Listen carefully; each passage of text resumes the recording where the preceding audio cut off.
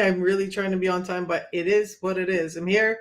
I want to talk to you guys about hypertension. We want to talk about fiber and fasting and how you can start to feel better from all of this stuff, including all of the things above or to the side here. So, look, it's really important. Hypertension or high blood pressure links into 80% of cardiovascular diseases, and those diseases are taking 30% of our deaths worldwide. It's the leading killer worldwide. About 50,000 people a day or more are losing their lives to heart disease. So if we take 80% of that linked to high blood pressure and 95% of high blood pressure linked to one thing, I want us to all step back, or I would like to have us all take a step back and understand what really is going on and what's causing it, and so it's much simpler to deal with than all the medications that are being pushed at people. So if we just understand that, we can move on, right? Well, the protocol that I use helps, but so does fasting. And what I want to do this morning is talk about insulin resistance, how it's causing the high blood pressure, and then we're going to talk a little bit about fasting. And we've been doing a 36 and 12-hour fast. So 36 hours fasting, 12 hours eating. Today is day 4, so it will be a fed day. I don't normally go live or communicate over the weekend. So yeah, we'll talk about all of that. And if you guys have questions, let me know. So let's start with insulin resistance. For everybody who doesn't have a really good understanding of it, we'll just try and do a basic understanding. What's really happening is that our bodies are converting too much glucose or blood sugar too rapidly. We have such high amounts of it that um, it's causing dysfunction in the body. So too much glucose, being only 1 teaspoon of glucose in the bloodstream, is more than the bloodstream can handle. At that point, it's pushing out a message to the pancreas, another organ that produces a couple of different hormones, and 2 of them being glucagon and insulin. So insulin gets produced by the pancreas when there's overactive sugar in the system. One of insulin's jobs is to carry that sugar to all the cells of the body as energy. So that's a great thing. That's why type 1 diabetics have a problem. I read some interesting information from Dr. Bickman this morning I'll share with you. But too much insulin from too much sugar is causing this hyperinsulinemia. And anything like that that's out of whack in our body long term is going to cause problems.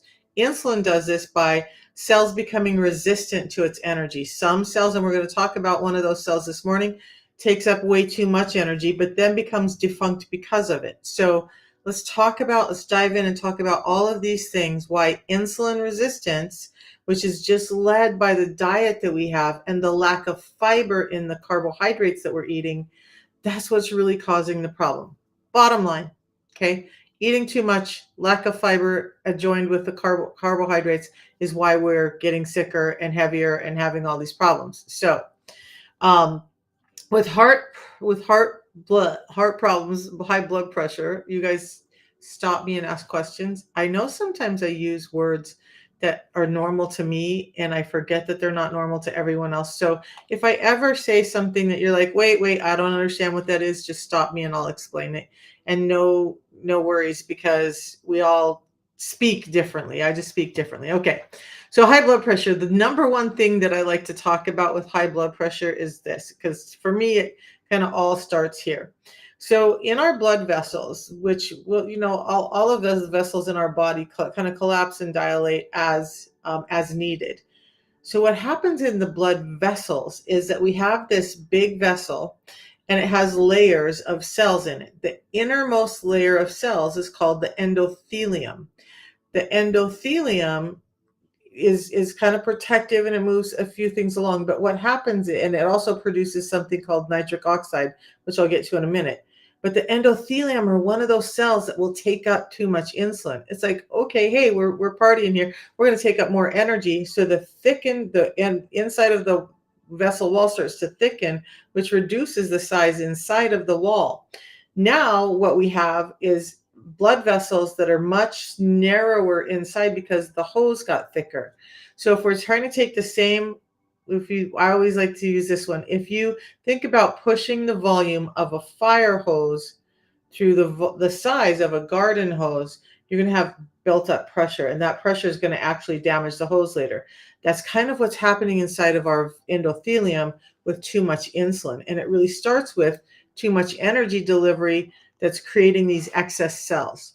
Now, when those endothelium cells get so thick, they also start to be resistant to the cues from insulin. Now, insulin can't go in, and it also cues nitric oxide to be utilized in the blood vessels. So when the blood vessels are too thick and that inner lining, and by the way, the endothelium produce nitric oxide. What does nitric oxide do? It allows the blood vessels to dilate. So normally the endothelium, the innermost layer, is telling our blood vessels when to dilate and when to constrict, but it can no longer do that because it's malfunctioned because of too much insulin. So thicker blood vessel walls and blood vessel walls that can't dilate. Now we're starting to have a problem, right? But then we get down to things like the kidneys. So how is insulin resistance affecting the kidneys and that in turn affecting the heart? Well, it creates too much of a substance called aldosterone, which really tells the body whether to hold on to or get rid of salt.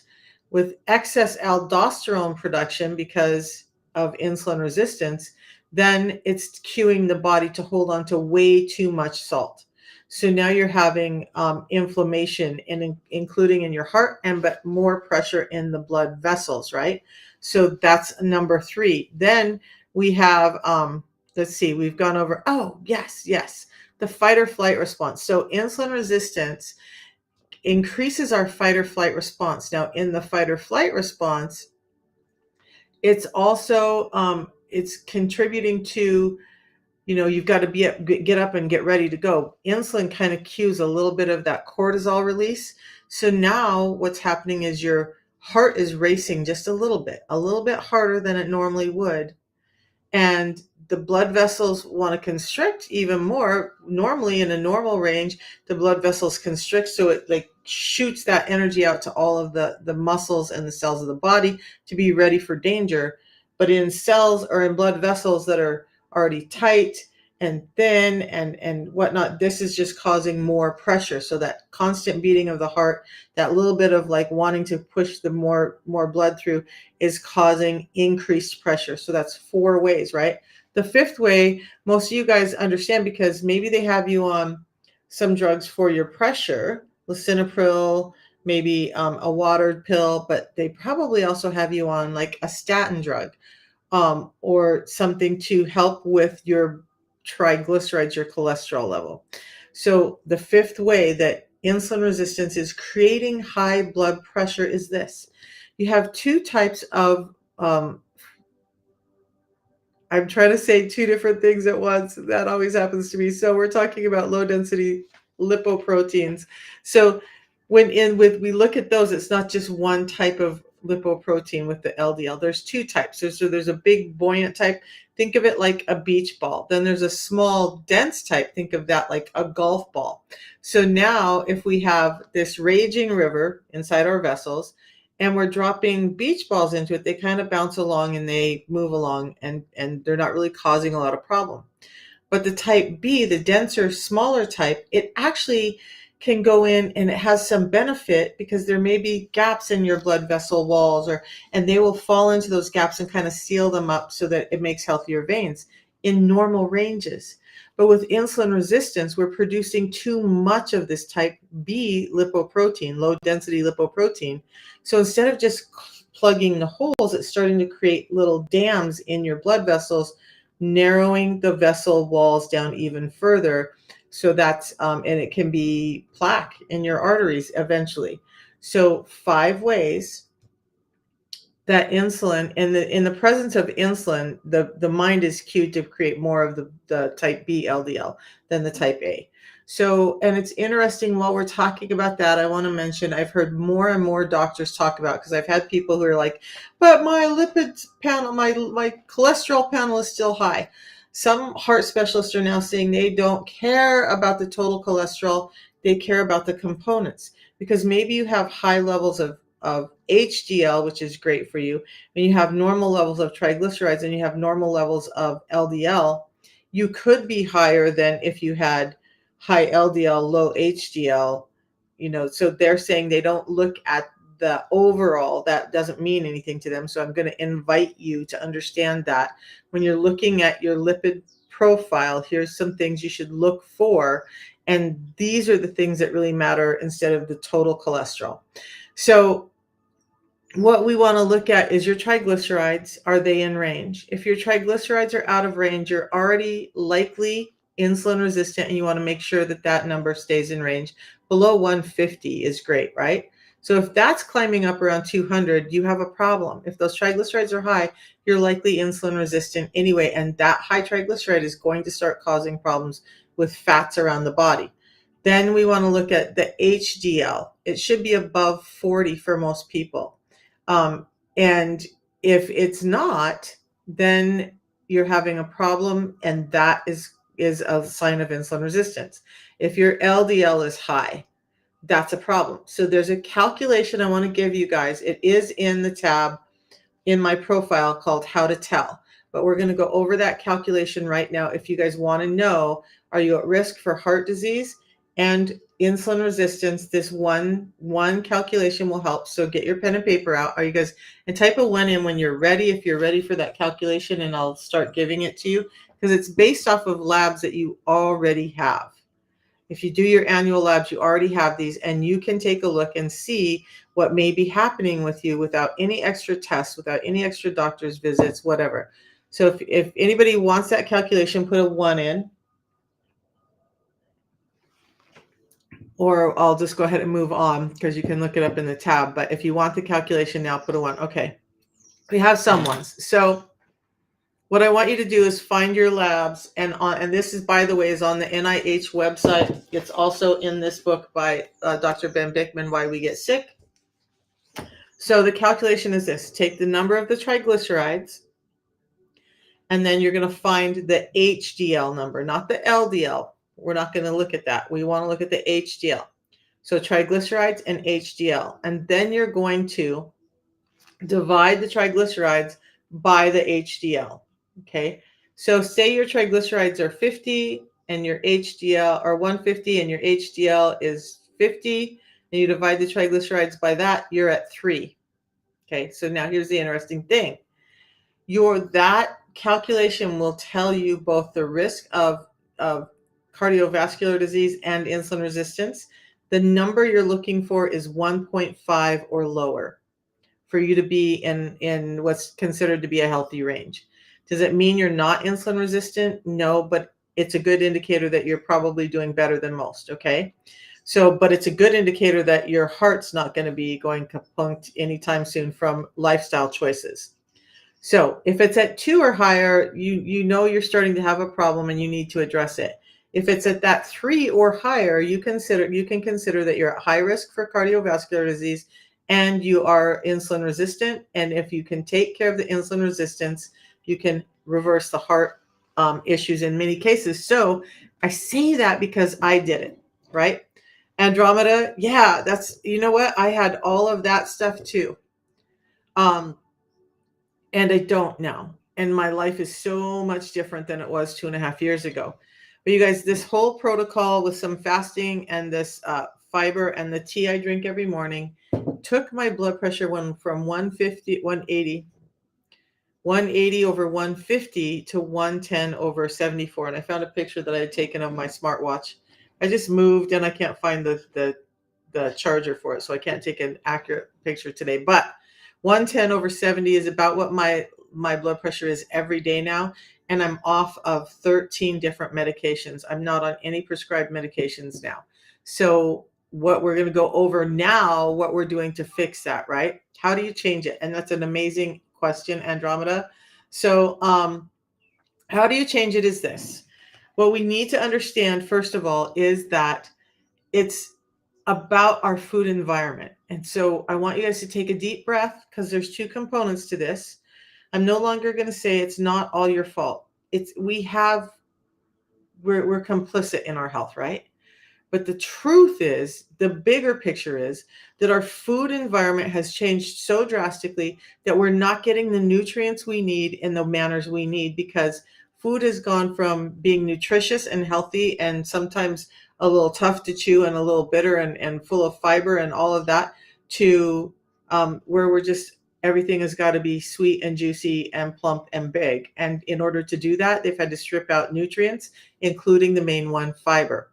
But if we understand that number one, 93% of us are metabolically unhealthy leading into this, that means that 93% of us have an insulin problem. Insulin is high because our sugar levels in our bloodstream are high. So if we can get those blood sugars down and stop spiking them all the time, then we can start to control insulin, and it's way easier than you think. You don't have to give up croissants and all of that stuff to do it. And I'm going to go over all of that now. So what I do is a tea in the morning. I do some intermittent fasting, normally a 16-hour fast window and an 8-hour eating window, which is way easier than you think. If you have dinner at 6 o'clock at night, at 6 in the morning, you're already 12 hours fasting. At 10 in the morning, you can have your first meal and you just made it through a 16-hour fast. That's not that difficult, and almost anybody can do it. But along with that, we want to do 6 things. So the fasting is one of them. You want to focus on getting fiber in first before you eat, every time you eat. You want to prioritize protein, and that means about 1 gram of protein per pound of ideal body weight, not current body weight. Don't fear fats and fill up with them, and then limit your carbs. And I can go over each one of those as far as the food in just a minute and why. But that order, and eating them that order on your plate, is extremely important as well. Then you want to do some intermittent fasting, which I just talked about. And so for some warriors who are really taking care of their health, they're following me through this month with a 36 and 12 fast. And we're going to go over that in a second. But fasting and then move your body. You guys, I'm so guilty of this. I get so locked into getting work done and being at the computer, and I'm going to go to the gym, and then I don't get there. So I'm saying this to me too. We have got to move our bodies. 25 to 30% of our body mass is made up of muscle tissue that will help use up that insulin if it's needing energy. So insulin is delivering energy to the cells. The more we can be active, the more insulin sensitive we can become. So the problem with most of us today is not just that the food has changed, it's that we're sitting on our butts and we're not moving as much. That's really important too. That's like one simple thing that everybody can do is like start walking 10 minutes a day, 3 times a day, about 30 minutes a day if you can. Do some weight resistant exercise. It doesn't have to be like a bulky bodybuilding exercise. And you know what I wanted to say this morning? Yeah, Andromeda. So you'll get some text from me if you do the system. So we're going to talk about that here. Yeah, Jenny Connerly. So you don't get hangry anymore, right? There's so much going on with the fast. I'm going to stop and talk about the protocol, and we're going to talk about the 36 and 12 fast, and why I'm doing it, and why I think that everybody can do it a little bit if you want to heal up. But look, how I do my day every day, how I overcame all of this stuff in the beginning. I wasn't doing crazy fast. I was just doing 16-8 and the system. That's all I did to get my blood pressure under control, to get my numbers under control. So a tea in the morning. The tea in the morning, Jenny Connerly just nailed that. We don't get hungry. This is shutting down your hunger through pathways in the brain and pathways in the gut. It's a natural appetite suppressant, I guess you would call it, but it just makes you feel satiated without all the negative effects. Gives you a ton of energy, mental clarity, and boosts your physical performance by 10 to 15% if you're going to the gym. So it has a number of components in it that are really great, including antioxidant effect, anti-cancer effects, and neuroprotective effects in the brain. So it has a number of things that are going on for it, and that's why I love starting my day with it every day, and I actually crave it. So it tastes amazing, and you can have it hot or cold. That's the tea. Now, when I'm ready to eat, which I will be today because today's an eating day for me, I'm just going to have a second packet, which is this. So this is the first one, the tea, and it just looks just like this. I just tear the top off, pour it in hot or cold water, and that's my tea. I don't have to steep anything. I don't have to worry about where I'm going to find what to mix it with. Then the second piece is the pre-meal drink. It's 7 different soluble and insoluble fibers, some phytonutrients, and a complete panel of minerals and vitamins specifically designed to help your metabolism. Yeah. So back to the Unimate. Jenny says she used to be starving after her workout, but not when she brings the Unimate. And you know what? I want to come back to the Unimate because it's just crazy. But this is now when you take this 10 minutes before you eat. So super simple. Again, it's just I take this and mix it in some water, shake it up. You guys, I really only use about this much water. I don't use the whole bottle. Like I don't want to chug that much water. So I pour it in, mix it up, drink it immediately or it will thicken up. Now, when it hits your gut, it's going to start to thicken up, make you full and satiated before you even eat. But when you do eat, now it's going to encapsulate those carbohydrates and those fats that you're eating and slow down the delivery into the intestines, which then sends it out to the blood. So now we're slowing down the glucose load. So we're needing less insulin per meal and it's a more steady rate. But the insulin levels come down because insulin levels go up based on what the spike in your blood sugar is. So if we can reduce that spike, and this has been scientifically proven to reduce a blood sugar spike with one of the highest in the glycemic scale, white bread, this reduces it by 20%. Just that one packet. That's all I did, you guys. A tea in the morning and a pre-meal drink before I eat anything, and that's it. And they're food, but they're so scientifically studied that they're in the I was going to use a different word, but I'm trying to figure out how to talk more simply. So it's in something called the Prescriber's Digital Reference here in the US, and it's so good that Health Canada, which is like a better version of our FDA, has approved it in Canada. And so we're in over 60 countries worldwide, and we're helping people with just that, a tea in the morning and a pre-meal drink that we have before we eat anything we have. And you can find them both in the PDR. So if you guys want the system, like just go up to my link up here, tap on the link. There will be a link tree. My landing page open up, and the very top option is where you order it. There's a bunch of other options, my website, how to get a hold of me if you have questions, and all of that. So now that's what I do. And you guys, I can't say enough. Good morning, Ro. I can't say enough about the system because look, I'm going to pause before we go into this 36 and 12 fast that we're doing. But 2.5 years ago, well, it's 3 years ago now, I was sick and I was literally afraid that I was going to die in my sleep within the next few years. And that I was going to leave a big burden for my family. My life wasn't together in any way. My health was failing. My kids were worried about me, and I had tried everything. I was on 13 medications. I was constantly at the doctor's office. At least twice a month, I was at the doctor's office trying to figure out all of this stuff, right? All of this stuff going on. I did veganism. I did the medical medium. His book is over on a shelf over here. I did all of these crazy shakes and greens and all of the stuff, right? And I wasn't getting better. And I stumbled on the protocol that I'm using. And within a month, I started feeling better, but I hadn't lost weight. So I remember being really mad at 30 days, like, hey, I'm not losing any weight. Because 2 goals I had when I started was to get my diabetes under control, because I was type 2 diabetic, and to lose some weight for a surgery I needed to have. My brain function got better. My brain fog went away. My energy got better. I wasn't having adrenal fatigue and crashes 3 times a day. None of that was happening in 30 days. In 6 weeks, I started dropping weight, and I eventually lost 55 pounds. Now, along the way, in between that, my blood pressure got better. My teeth and gums stopped bleeding. My eyesight got better. My hair stopped falling out. I started being able to sleep at night. I wasn't having 60 times an hour that I was waking up at night anymore. I wasn't having leg cramps in the morning. I could see my kneecaps because the inflammation in my joints was down. The edema and swelling in my feet went down so that I could wear shoes again and not have to buy diabetic foot socks. So much changed for me. That's why I'm here talking about it. Now, why am I doing a 36 and 12 fast if all of that works really well? Because I'm 60. I'm 60. I abused my body not knowing what was going on for over 40 years. That all is not going to change in a year or 2 years or 3 months. A great amount of it did, right? But now we're finding we take out the elephant of the room.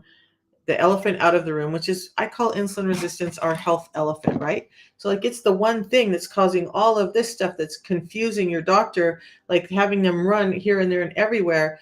By the way, doctors don't get nutrition courses, and most of them have not been taught about insulin resistance, and they're starting to come out and say that. Insulin resistance is actually a newer field of study. And so the more they study, the more they're finding all of these links. All right, so the 36 and 12 fast, when we go past about 16 hours with our fasting, there's a lot of cellular turnover happening. So like skin at 60 years old, I'm starting to get some wrinkly skin. I want my skin to be like strong. I want it to be smooth. I want it to be more taut on my frame. Weight loss, it will help me get a control of, I have ADHD and I have eating disorder. I'm human. So I'm not perfect, but it helps me get back on track and stay in order with that. It helps reproduce brain and cells and neural functioning within the brain as this starts to regenerate. Because when we're in history, when we were hungry, it meant we needed to be on point, right? Because we had to be ready to find the next round of food. So a little bit of this extended fasting, short extended fasting, really creates a lot of change in the gut, throughout the cells of your body, in your brain. And no, you're not eating up muscle tissue, because your body's smart and it says, hey, I need this muscle to be able to function when the time is right. Okay. It's not eating up your muscle. In fact, people who've done this type of fasting have been found to have more muscle, less fat than people who are doing something like Ozempic, which is taking away 40% of their muscle. So would I rather eat 12 hours in one day, like today? Yay, I get to eat whatever I want, really? Or would I rather have Ozempic, which is causing so much damage to my body? I'd rather not do the drugs. All right, so 36 and 12. Some of the reasons why to do it. Plus, it's really great for your heart health. By the way, this type of fasting is really great for your heart health. So consider that. Of course, if you're having severe health issues, please talk to your physician. But there are so many studies out there that are showing that this is a great way to fast and get yourself back in order. The link tree is not working for you. Let me go in and look, because I've been having people say that, and yet when I go click on it, it's good. So sometimes it has to do, yeah, it opens up just fine for me. So you can go to Linktree and just type in Coach Misha Fayant, Coach COACH. I used to do powerlifting and was coaching and stuff. So Coach Misha Fayant, plus I did subconscious reprogramming and mindset coaching. So just go to Linktree and then go to Coach Misha Fayant. Or is it the Linktree page? The links on the page aren't working for you. I need to know that. All right. So while she's giving me that information, and you guys, Tammy's been on it a year, so easy to do, and it changed your life. Yay. I love those comments. Okay. So the 36 and 12. Not going to lie, let's do a recap because we started on Friday. You guys jump in anytime you're ready or however you're ready. What I wanted to say is, as I know I've not been really good about getting content out. There's been a lot going on in my life, but I really told everyone in my life yesterday, like, I've got to focus and get all this done for these people. So the 36 and 12 fast, if you choose to do it, you can do it in 3 different ways. Okay. You're still not eating for 36 hours. And I'll talk about what happened with me so you can feel human too. Okay. But you can do it once a week if you're just a beginner and you want to be like, okay, I want the benefits of the autophagy, but I don't know that I can do every other day for a month. Just do one 36-hour fast a week and then go back to the 16-8. If you're a little more into the fasting and you think you can do it, maybe pick out 3 days a week, say Monday, Wednesday, Friday, that you're going to fast, and then take the weekend off, Saturday, Sunday. You have what you want. Okay. So those are the first 2 ways. One 36-hour fast a week, or you can move into 3 36-hour fasts a week and just make it easier. Work it around your lifestyle. Or you can do like I'm doing and do a 36-hour fast every 2 days during the month. So every day it's an odd day, I will be fasting. Every day it's an even day, I will have the chance to eat. My first day back on this type of fast, because the holidays happened, I moved, all of these things, and again, I'm human. I had a really hard time that first 36 hours. I was out getting groceries because my grandson was coming over, so that was triggering my hunger, and I'm faced with all this yummy food, and I'm like, but I can't have any till tomorrow. And part of me was wanting to break down and have some then, and part of because I was so hungry, and then part was like, just wait. And you know what? The focus on a couple of things helped me get through till Saturday morning when I was able to eat whatever I wanted to with my grandson. I'll tell you what I did eat. But it just is that mindset. Part of the reason I love the 36 and 12 fast is at that time in the afternoon, at 4 or 5 o'clock in the afternoon, when you're like, "Ugh, I'm just over this. I want to be done." If you're going to bed at a decent hour, you really only have a few more hours to make it through. So if you can bargain with yourself that, hey, look, if I just make it the next couple of hours, I'm going to get all of these really great benefits. I'm going to start to clear up my gut. I'm going to start to tighten up my skin cells. I'm going to start to affect my heart health in a healthy way. I'm going to affect my muscles in a healthy way. I'm going to affect my brain in a healthy way. Those are all things I want. And I will do a video. I have the video queued up to do on all the benefits of this type of fasting. So if you can do that, then when you wake up in the morning, it's like I woke up today and yeah, so I am 39 hours fasting. It'll probably be 40 hours fasting before I actually eat. And I'm mildly hungry because I just drank my tea, but I'm mildly hungry. That's it. You guys, one thing you have to understand is in life, whenever you set a goal for yourself, so whatever that goal is, if it's a 36-hour fast once a week, do that. If it's a 36-hour fast 3 times a week, do that. But whatever you tell yourself you're going to do, when you complete it, you're training your mind that you complete things. Even when it's tough, you complete it. But every time you give up on yourself, so that's why Friday, it was so important to me. Yeah, it was only an extra 3 hours in the day. One of the thoughts that kept running through my head is if you give up on yourself here, you're going to train your brain to give up on yourself in many, many other things. And that's not a pattern I want.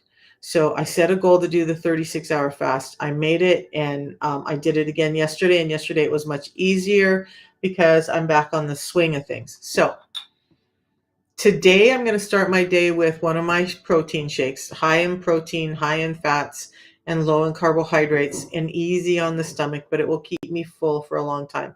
Haven't decided yet what I'm going to have for the other 2 meals today because I have chicken, I have salmon, I have some grass-fed beef. So I'm probably going to have to sit down and figure out what those next 2 meals look like because, yeah, that's because tomorrow is going to be a fasting day again.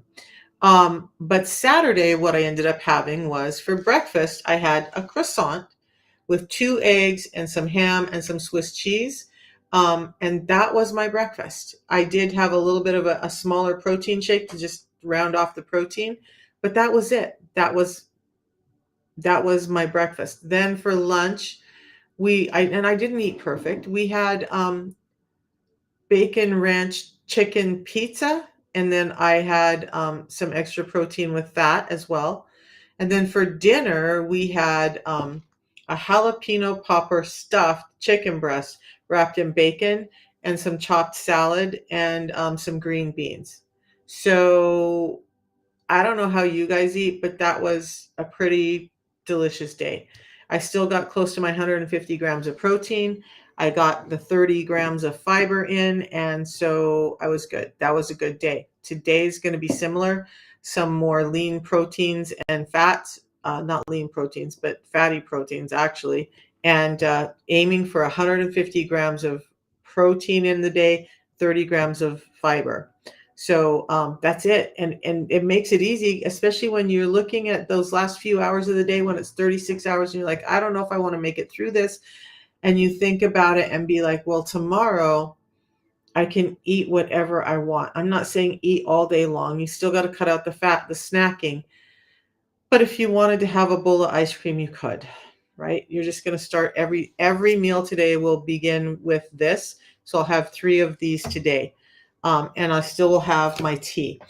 On my fasting day, what I had yesterday was I had 2 of the tea. I had a bunch of water. And I do have some ketones. I try to be honest from Prove It from when I had bought some a while back. And I thought, you know what? I've been really addicted to diet soda and I want off of it. So I did do some carbonated water with ketones in it because the ketones are taste too sweet even though they're low sugar. But so the ketone drink, which was about 40 ounces, um, two teas, and a bunch of water is what I had yesterday. Now, what have I noticed in 4 days? It's only 4 days. So I have lost some weight, but I feel like my stomach distension, because I have no gallbladder, and so I have issues with that stomach distension. I feel like that's gone down already in 4 days. The stomach that was kind of starting to poke out again from inflammation and whatnot is going down. I'm more normal than I was just 4 days ago. My sleep is great. I slept and fantastic last night, but I'm going to keep tracking over the month. So those of you guys who are doing it with me, these are the things you should do beforehand is do some measurements, do some pictures of yourself, write down all the things. And as I was laying in bed this morning after my morning meditation, and I was thinking about all the things that had been bothering me before I started this was like, yeah, gastritis pain, just being able to digest food, having the IBS, having, still wanting my eyesight to get better. Especially my skin is a big thing for me because I'm aging. I want my skin to get better. I want to have good muscle tone again as I start exercising. So I wrote down all of the little things, anything that's been going on with me that I feel like is bothering me with my health. I wrote it down, and we'll see in 30 days what the difference is. And that's what I would like for you to do too, because you're the best judge of whether this works for you or not. But having the starting point and having the end point is really important to getting success. Tammy, I'm so happy you've been on it a year. And let me try and put the link tree in here. Do you mean drinks as well? So Tracy Jane, when I'm talking about fasting, and that video, I just have to finish editing it, but here's the things you can have. You can have water, you can have tea, you can have black coffee, um, and you can have bone broth. So I will probably do better on my fast tomorrow in just doing water, tea, and bone broth. And here's the thing, I want you guys to ease into it and make sure that you're being able to sustain it. So for me, carbonated drinks are a big thing. If that means having a carbonated drink, which probably isn't great for my fasting, I'm going to do that. A lot of the other benefits are still happening, but tomorrow I'm going to try not to do that. Okay. So tea, coffee, or water, what you can add to it is anything that's not going to spike your insulin. And I will have a list up today of things that you can add into your fast and your drinks. So things like butter, ghee, coconut oil, MCT oils would be my favorite. To your hot tea or coffee is great for you to add and not break your fast. Spices like cinnamon. I have a chai spice that I like to add to my tea in the morning sometimes. It has no calories, but it has a lot of spices in it that are really great for vascularity and metabolism. So you can add those things in. You can add slices of fruit like lemons, limes, oranges. Just don't eat the fruit or squeeze it, but you can drop that in your water for flavor if you want, or in your tea. So there's a number of things you can do, but it's primarily water, tea, or coffee for the 36 hours. We want the gut to rest so that it can heal and regenerate.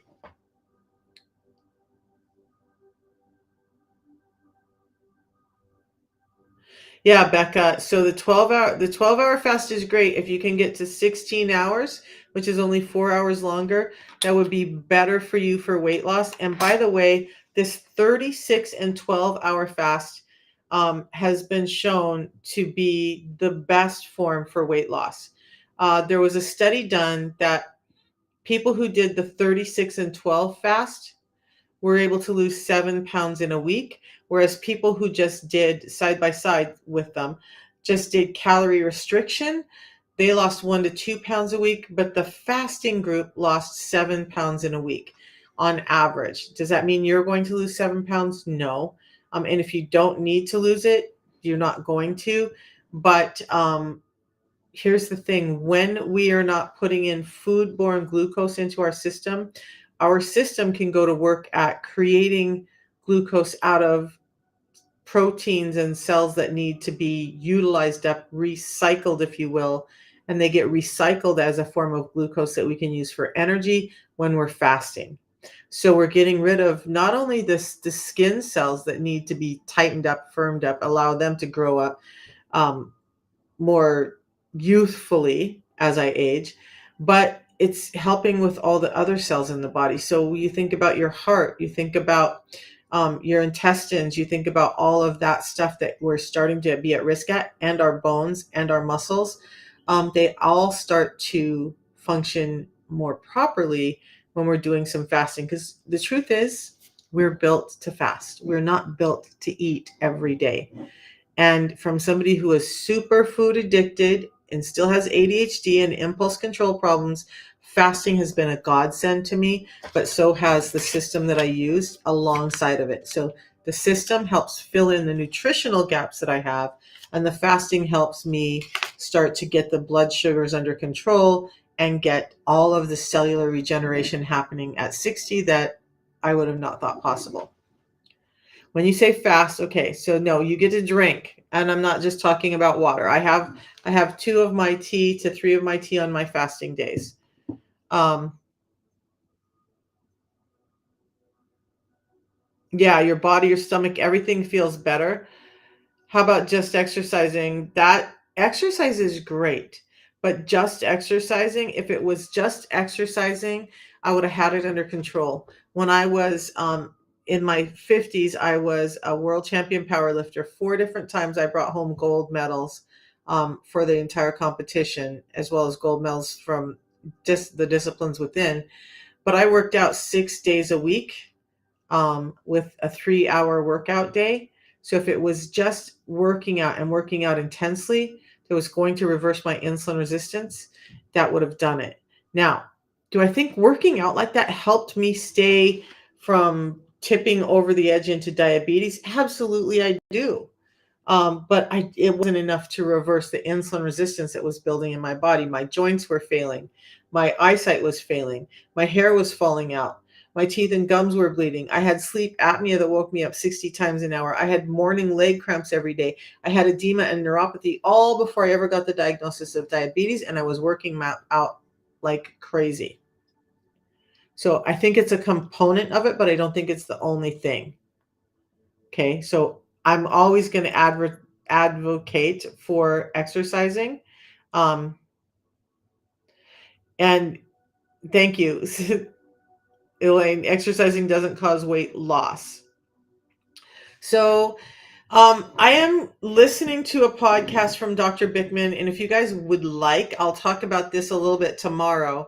But he's talking about anti-obesity drugs, or not anti-obesity, anti-diabetic drugs, and why they're causing more harm than good. So I'd love to bring that information to you guys tomorrow. If you guys want. If you want me to do that, put a 1 in. If there's something else you want me to talk about tomorrow, let me know what it is so I can prepare, and we'll talk about it tomorrow. But there's an interesting blurb I'll leave you with. You may or may not understand all of this, but there's 2 sides to our hormones in our metabolism. Basically, there's a bunch of hormones, but the 2 big ones we're going to talk about are insulin and glucagon. They're what deals with blood sugar. The interesting thing that I found today was they've been giving type 1 diabetics insulin therapy to help them because they can't produce insulin, when yet what they think is that it may be an overproduction of glucagon, that thing that most of us want to have out so much. In type 1 diabetics, it may be glucagon that's causing that. So excess glucagon, and what they found is that by reducing the glucagon, it helps the type 1 diabetics. So insulin therapy, which is very expensive, may not have been the cure after all, and that they're giving it to type 2 diabetics who don't have a problem producing it. They have a sugar problem. So you feel so bad. Your poor daughter just started Wegovy. I feel like a lot of her weight issues are learned. Yes. So you know what? So, okay, we'll talk about medications tomorrow. Ran 5 miles a day and it did not cause weight loss. All right, I have so many symptoms, it's messing with your life. So, you guys, it's so easy. All we need to do is fill in the gaps of what our nutritional system has right now. If we can all stop to recognize and accept that our food is different, it's been changed, it's been modified, it's been packaged, it's been boxed, all of these things that we need have been stripped out of it, including fiber and nutrients from the plants and enzymes and proteins and stuff have all been stripped. There's tons of graphics online about that, plus crop rotation not happening, and now our foods are lighter on the micronutrients, so we're just not getting those nutrients. So if we understand that it's these diseases are a disease of too much sugar and a lack of nutrients, we can understand that just filling that gap can help the body and help the system. And that's exactly what this system does. A tea in the morning and 2 pre-meal drinks before I eat, a pre-meal drink before I eat anything. Today it will be 3 because I'm having 3 meals. But that's it. This is what my day looks like. That's all I had to change. You guys heard what I ate today. Yes, I'll have a protein shake because I've got some stuff I've got to run do now. But then I will find something really yummy to cook, like those jalapenos, popper stuffed chicken breasts. That was heaven on a plate.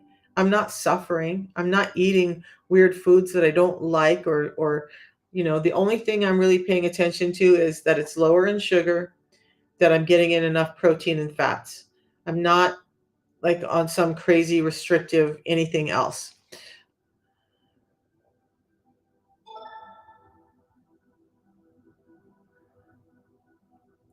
Yes. Okay, so I got to see this. I absolutely do not like big pharma,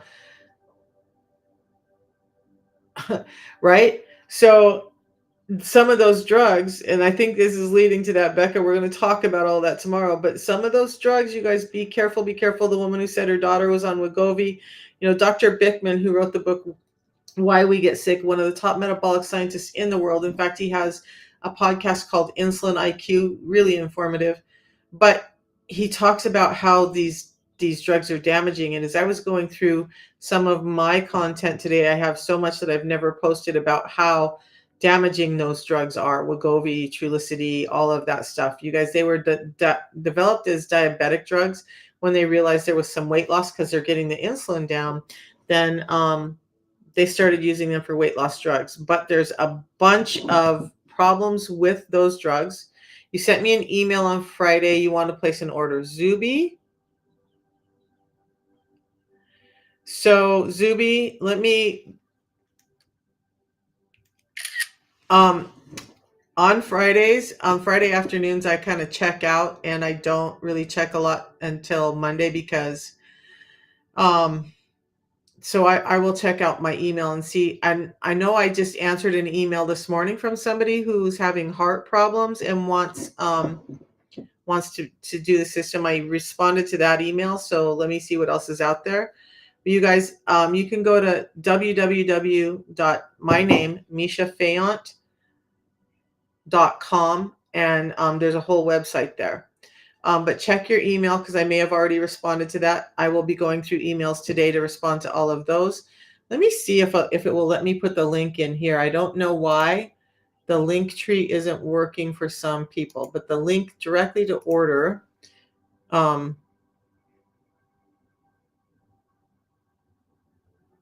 Let me know.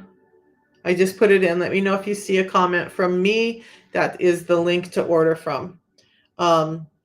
You can also message me here. I'm catching up on those this morning. And so what Dr. Bickman, when he was asked specifically, what would you tell somebody who's thinking about those drugs? And he said, never do them. And then they said, well, what would you tell somebody who's already doing them? And he said, get off of them as quickly as possible. Pancreatitis, gallbladder issues. Some women have reported to me that they've lost their thyroid function. So many things going wrong with those drugs. We'll talk about all of that this morning. I've listened to Dr. Bickman before, but he has some new content out that I want to listen to about those drugs, and then I'll bring the information to you guys. So we'll talk all about the medications tomorrow. You guys, yeah, just message me here If the link tree doesn't seem to be working, which it's working for me, it could be your cache, or you might just need to shut your phone down and restart it. Just screenshot this page so you'll know where to go back to, and you can get to that, or message me. And you know what? I'll just put my number in. If it's not working for you here, let me do this. And you can just text me directly. So there's my number. I do have WhatsApp. If you are out of the US and want to save yourself some money, you can just add me on WhatsApp and contact me there. So I'm going to go get this other stuff done. We'll be back tomorrow. We'll talk about day 5 of the fast. I'll be fasting. I'll show you what I'm drinking for the day. And then we're going to talk about those drugs and why we need to stop taking drugs. And Zuby. Okay, that wasn't you, Becca. Becca, what I'm going to ask you to think about is this. And you know what, you guys, there is no shame on anybody in anything that they're doing. Because look, we have taken our health care and we've said, here, doctor, take care of me. And we've trusted the doctors to do just that, right? And the doctors have gone to school and said, hey, teach me how I can care for these people. And they've trusted in that. So when that system is breaking down, now we have a problem. So you haven't been educated and they haven't been educated, but those drugs are causing them to be nauseous, which is reducing their hunger, but it's causing some freezing up of the gut so that it doesn't feel hunger. And that then ends up with gastroparesis, where people have complete blockages of their gut. And they have to have that opened up. But what you're doing is weakening the stomach muscles and the gut muscles even more, because they're being somewhat paralyzed, which can cause other problems. It's giving some cues to the brain to not be hungry again. But guess what? The tea that I drink does the satiety in the stomach and the brain cues without all those damaging effects. It's just supporting the body with nutrients. So there's a number of issues with those drugs, and most people who've done them end up gaining their weight back. But we're going to talk about how they gain the weight back. We're going to talk about fat duplication. We're going to talk about the damaging effects they can have, and we'll do all of that tomorrow. And thanks, you guys, for hanging out and spending your time with me. Yeah, Becca, and it should concern you. So again, I'm not a doctor. Not a nutritionist. I'm a real woman who got sick, who has an interest in science. I was actually going to study to be a physician's assistant, a PA, and I was like, yeah, you're kind of old to start that now. A number of things happened, but I would just say that with all the damaging effects, and it's interesting to me that the PDR used to list all of those negative side effects and contraindications, and they're not all listed the way they were before. What does that tell you about a number of things? But those gastrointestinal issues are common with those drugs because of the action of freezing up those muscles, and gastroparesis is very common with those drugs, more than they like to admit to. So there's that. You guys, and here's the other thing. I'll talk about it again tomorrow, but I get so impassioned about this one. When they're doing Wegovy and those drugs for weight loss, what's happening is you're losing more muscle than you are fat. So, well, at least 40%, science says 40% of the weight loss they're experiencing is muscle loss. So especially if you're over 40 and doing those, you're going to have a hard time putting that muscle back on.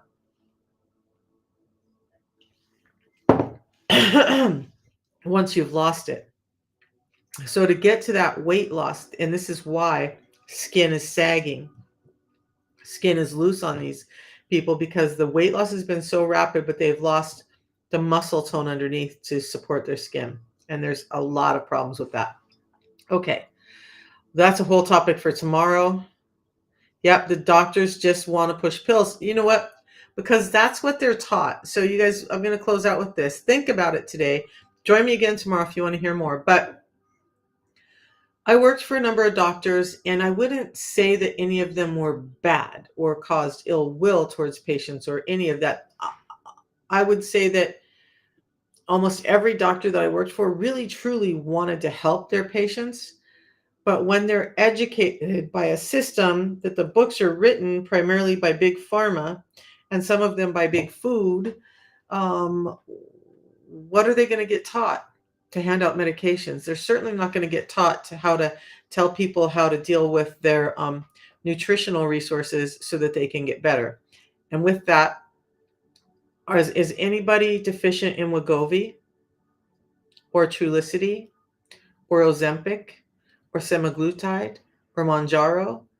Because if you're not deficient in that why would you be taking it? Just fix the food that's causing the problem. Fix the nutritional gaps, and that's what the system does. I'll see you guys tomorrow. I have texts already coming in. I got to go answer. Love you all. Thanks for hanging out. We'll see you in the morning.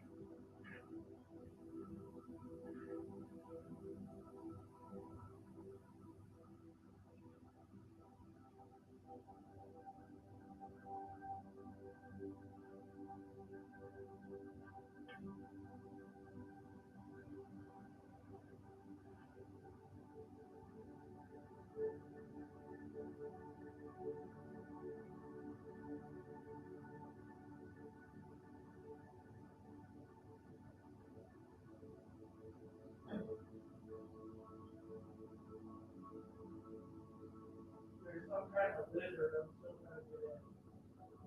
But I know how I saw it right there. File thing, you guys probably look like.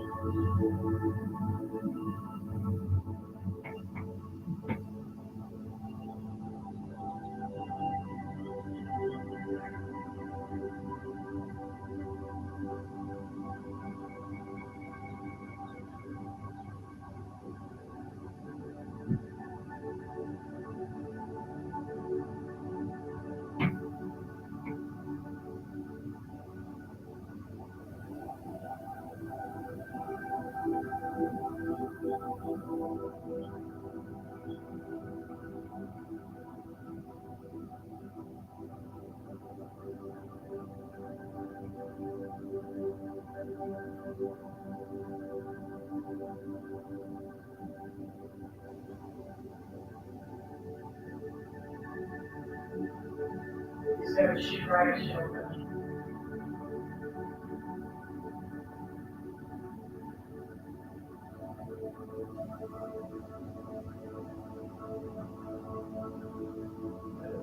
stop.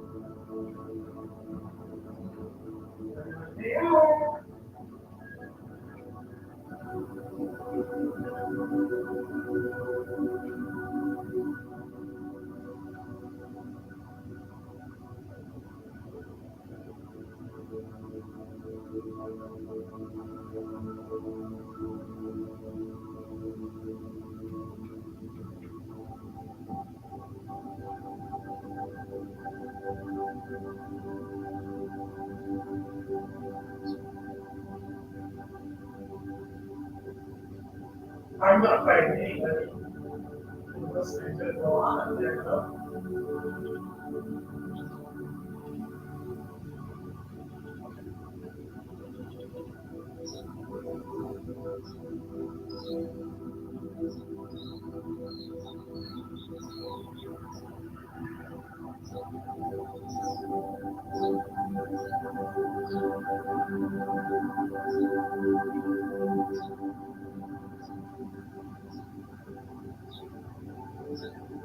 Are we behind me? You know what I was at?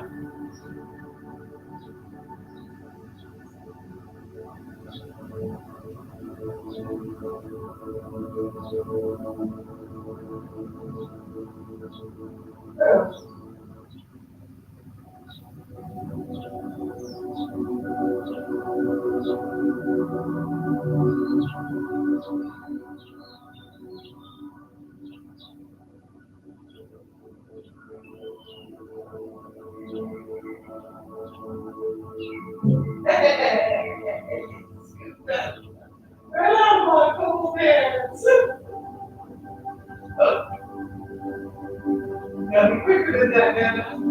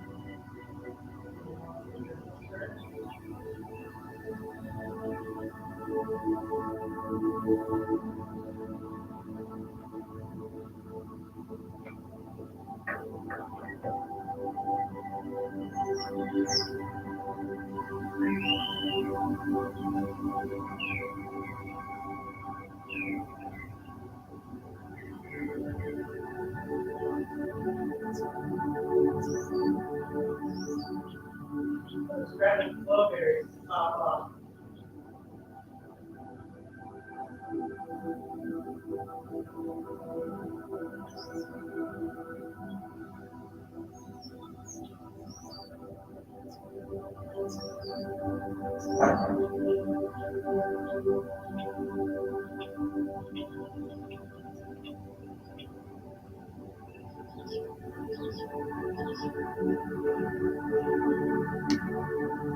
Where are we going?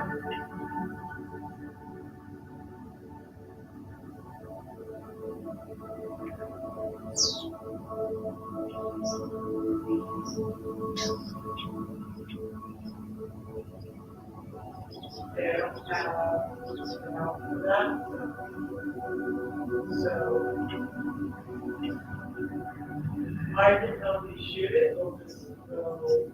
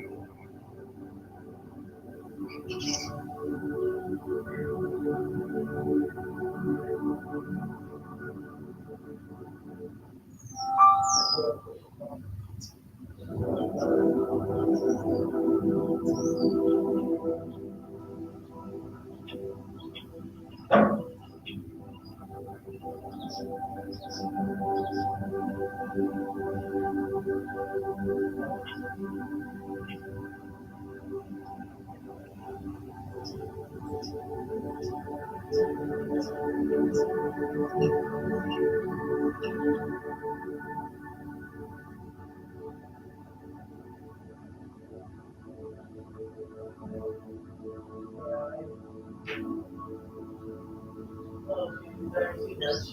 You know, train station now.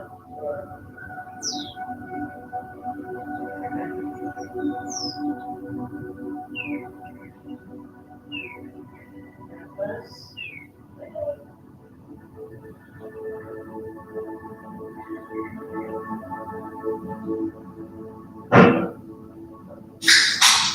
It feels so much better when I do this 36 to 12 fast.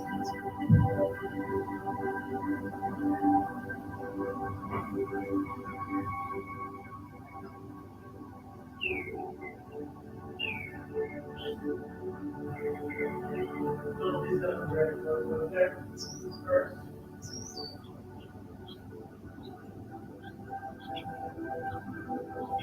This is going to be in the store. Let's get around the end of.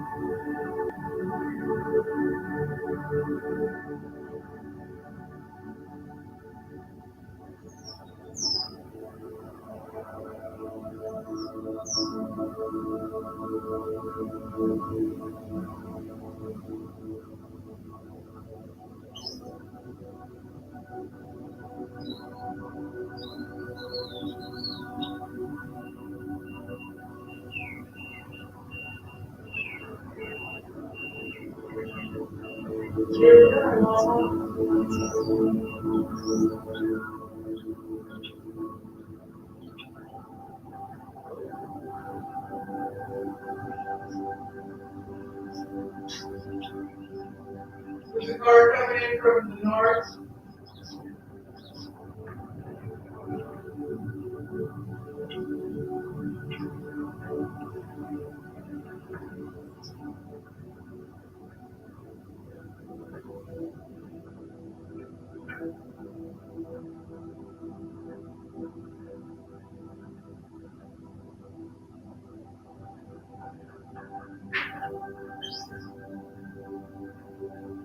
Asshole, I'm down. No.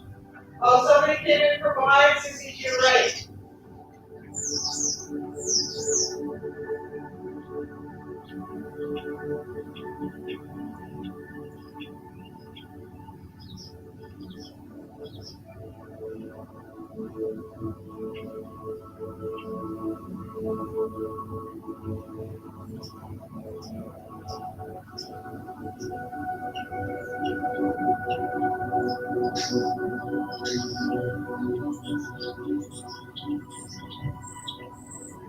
Okay, I've got like 38 seconds left.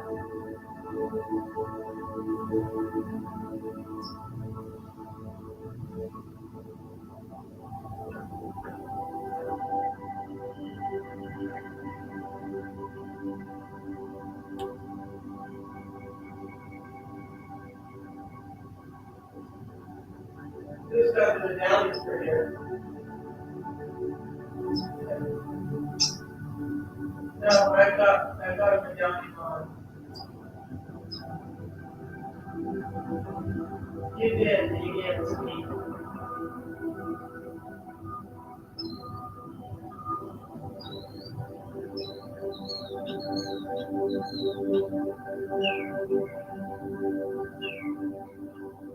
Sure.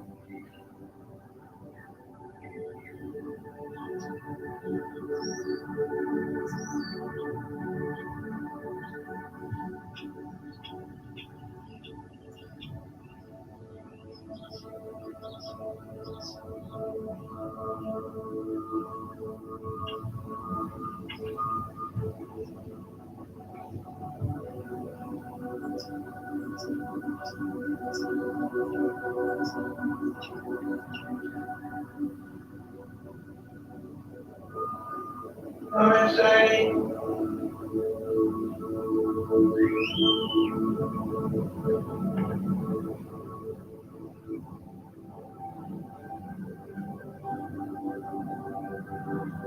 Where are you at?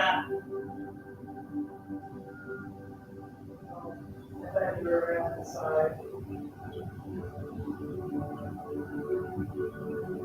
And, geez Louise, was that difficult?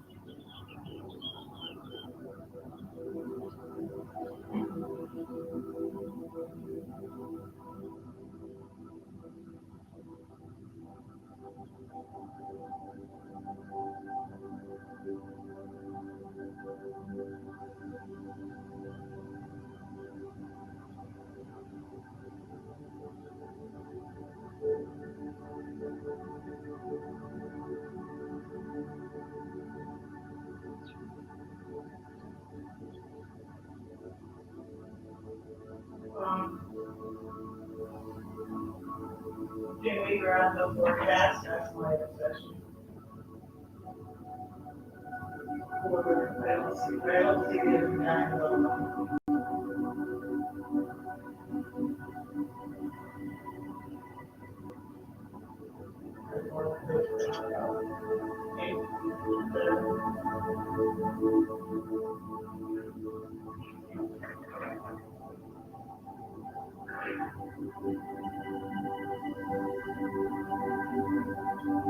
how come your truck has speed slow?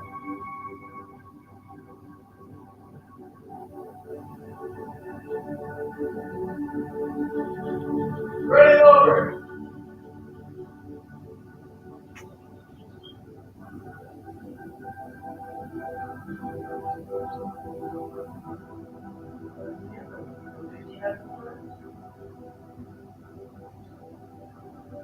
Oh yeah. I was looking for backup.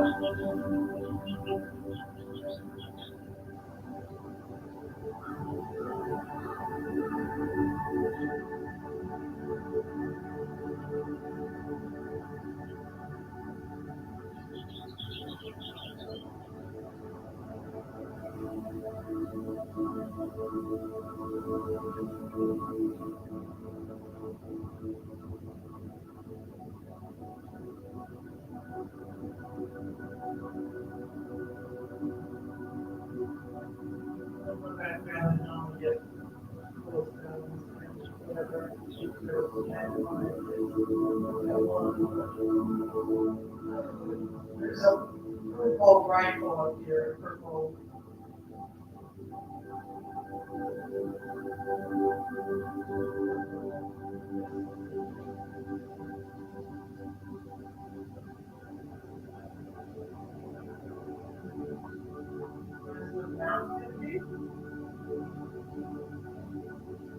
Fire still?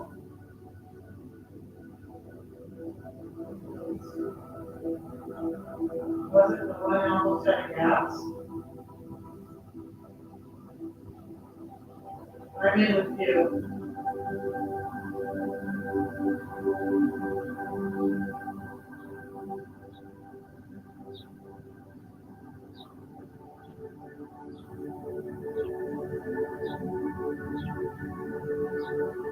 Yep.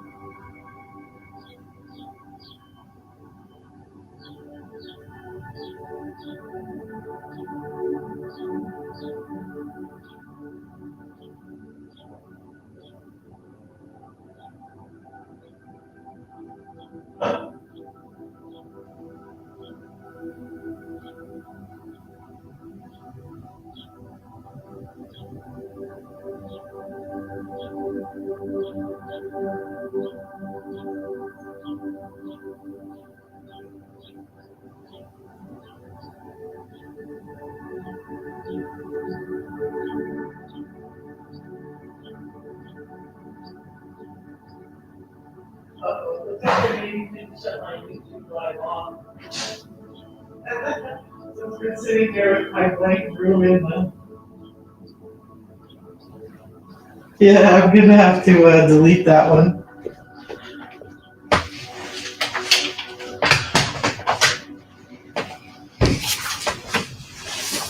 Oops.